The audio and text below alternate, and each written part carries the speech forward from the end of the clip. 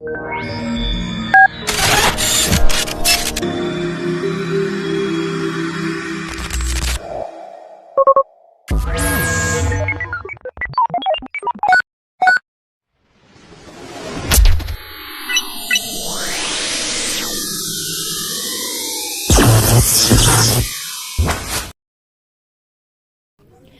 everyone! Today we will discuss the 8th netiquette. But before that, let me introduce to you what is the meaning of the word netiquette.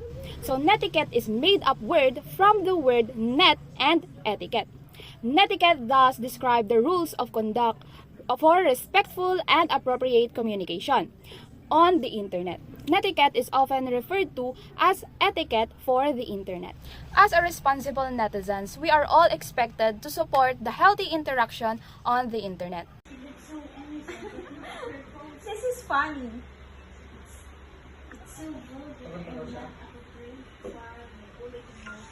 She looks so innocent, but look at her post. It's so vulgar and not appropriate. Protect your reputation, whether in real or virtual world. You are the same person. Do only what is appropriate and share information that does not harm you. Friend, look, I edited Christian's photo. He looks so funny, right? Yeah, he looks so funny. Let's post it on social media.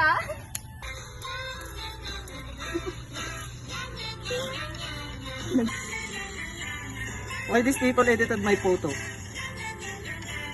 and posting it social media without my permission? I think I can report this as a cyberbullying.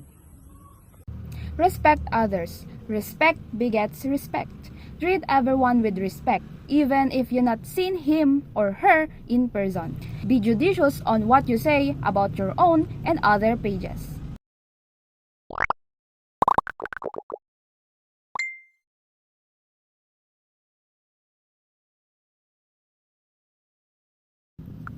Express yourself clearly and use emoticons. Communication online is difficult because emotions are not evident during communication.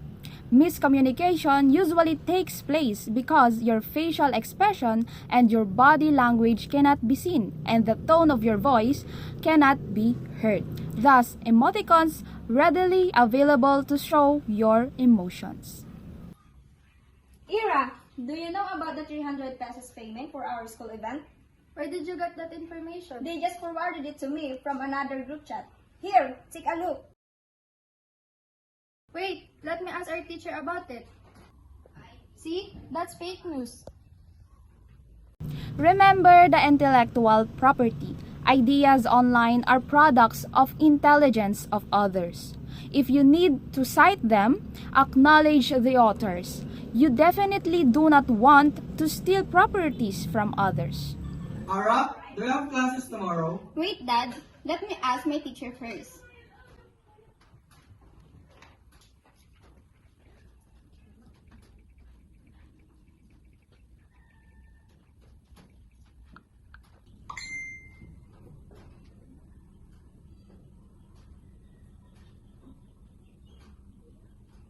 The student of mine didn't know the meaning of all capital letters when sending their message.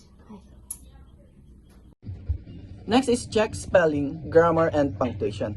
Since your face cannot be seen online, you will be judged according to your post. And good writing means good manners. I want to post something about someone. Wait. Well, will this embarrass her? What would be my mother think about this? I guess it's not right to post something. Maybe it can hurt her. Yeah, I will not post this. Is post before you post. Take note that whatever you post becomes permanent. Therefore, think twice or thrice before you click send.